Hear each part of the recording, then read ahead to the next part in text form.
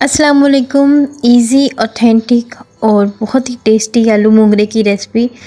आलू मोगरे को किस तरह से पकाया जाता है, इसके अंदर कौन से फ़ायदे मौजूद होते हैं और उसके अलावा इसे कैसे काटा जाता है, ये तमाम चीज़ें आपके साथ शेयर करेंगे। उससे पहले अगर चैनल पर न्यू हैं तो please subscribe my channel. Video अच्छी लगे तो प्लीज़ लाइक करिएगा। सबसे पहले हमने यहाँ पर मोंगरे ले लिए हैं। ये सूंगरे हैं और मोंगरे जो होते हैं थोड़े से छोटे होते हैं, होते इसी किस्म की सब्ज़ी की फॉर्म में है। इसको मैंने सबको इकट्ठा कर लिया, जैसे हम पालक को इकट्ठा करते हैं उसी तरह से हमने इनको एक बंच के फॉर्म में इकट्ठा करके इनको थोड़ा थोड़ा करके काट लिया है। अब मैंने एक कढ़ाई के अंदर डाल लिया थोड़ा सा ऑयल और उसके साथ ही एक बड़ा प्याज लेके उसको बारीक मैंने लच्छों में काट लिया है और उसको भी मैंने तकरीबन लाइट ब्राउन होने दिया। इसके साथ ही मैंने एक बड़ा टमाटर लेके उसको छील लिया था और छीलने के बाद उसको भी मैंने छोटे टुकड़ों में काट के साथ 2 हरी मिर्चों को भी ऐड कर दिया है। मसाला बनने तक इसको अच्छे से भून लेते हैं। अब हल्का हल्का सा पानी डालते जाए ताकि हमारे तमाम ये जो खड़े मसाले हैं ये तमाम अच्छे तरीके से सॉफ्ट हो जाए। अब इनको कवर देके तकरीबन 2 मिनट के लिए सॉफ्ट होने दीजिए। अब इसके अंदर हम तमाम मसाले डाल देते हैं जो कि कुछ यूँ हैं। नमक, रेड चिली पाउडर 1 टीस्पून और इसके साथ ही टर्मरिक यानी कि हल्दी तकरीबन 2 से 3 पिंचेस ही डालेंगे और इसके साथ ही हम इसके अंदर ऐड करेंगे चिली फ्लेक्स हैं 1 टीस्पून के करीब और इसको हम अच्छे से मिक्स कर लेते हैं। इनको अच्छे से भून जाने दीजिए। मसाले भुनने के लिए साथ साथ इनको जो है सॉफ्ट भी करना है। ये जो मोगरे की सब्ज़ी होती है इसके अंदर विटामिन सी और उसके साथ कैल्शियम और आयरन बहुत ज़्यादा मिकदार में मौजूद होते हैं, इसलिए ये खाने में बहुत टेस्टी बनते हैं।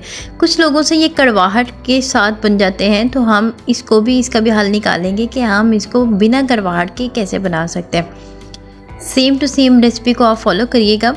मैंने मोंगरों को देखे धो लिया है और आलूओं को भी मैंने इसी साइज़ में काट लिया है। माशाल्लाह हमारा ये जो मसाला है ये बिल्कुल अच्छे से सॉफ्ट हो चुका है और ये बिल्कुल इसकी जो गुठलियाँ मौजूद होती हैं प्याज़ों की वो भी अच्छे से इसके अंदर मिक्स हो गई है। तो देखें माशाल्लाह से मैंने इसके अंदर तमाम तर सब्ज़ी जो है वो ऐड कर दी है। इसको आपने 2 से 3 पानियों के साथ अच्छे से धो ज़रूर लेना है, क्योंकि इसके अंदर अगर किसी किस्म की भी रेत या फिर जम्स वगैरह हो वो भी पानी से अच्छे से निकल जाते हैं।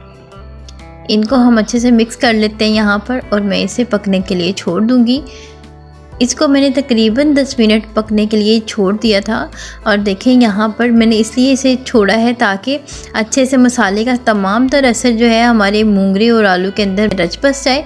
यहाँ पर ज़बरदस्त सा जो है कलर भी आ चुका है और इसके साथ साथ इसका तमाम टेस्ट जो है मसालों का हमारी सब्ज़ी में आ चुका है।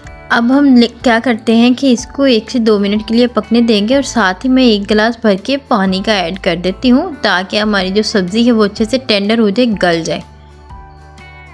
इसको जब ये पानी ऐड करना है तो आपने तकरीबन इसको जो है मीडियम फ्लेम पे पकने देना है।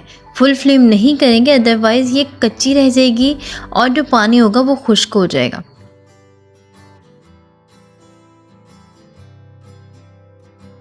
तकरीबन थोड़ा थोड़ा पानी अभी मौजूद है और इसको हम इस तरीके के साथ देख लेते हैं कि यहाँ पर हमारा जो आलू हैं या फिर हमारा जो मोंगरे हैं वो गले हैं या नहीं। तो ज़बरदस्त तरीके से आलू गल चुके हैं। इट्स मीन हमारी सब्ज़ी बिल्कुल रेडी है। अब हम आते हैं अपने भूनने के प्रोसीजर की तरफ।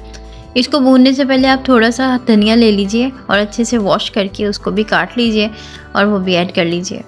धनिया के फ्रेश पत्ते बहुत टेस्टी भी लगते हैं और साथ साथ इसको खूबसूरत सी लुक भी देते हैं।